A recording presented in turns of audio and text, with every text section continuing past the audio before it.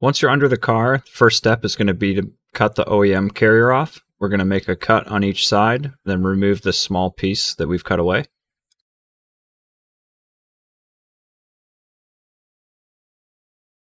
Unbolt the carrier from the car to let the drive shaft sag down, then spin the carrier around upside down, and then we're going to use a razor blade to cut away the remaining rubber to separate it from the vehicle.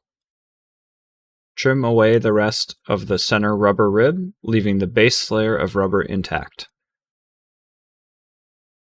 Now we'll build up the top half of the carrier.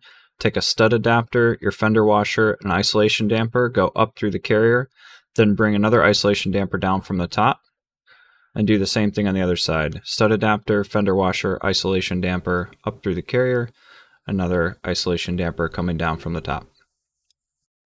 Take your small washers and put them up on the studs. They should stay in place.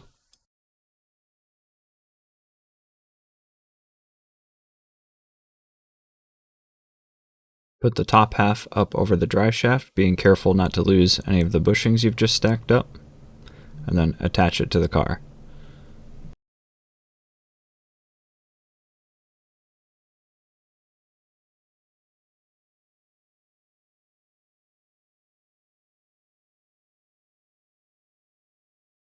Now take one of your rubber bushings.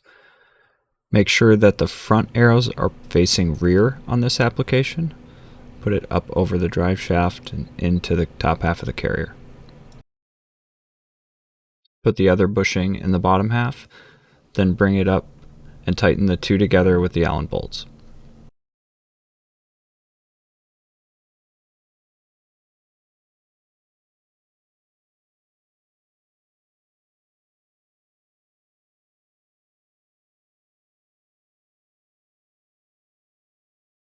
As you tighten the bolts up, make sure to go back and forth from left to right so the bolts don't bind in the holes.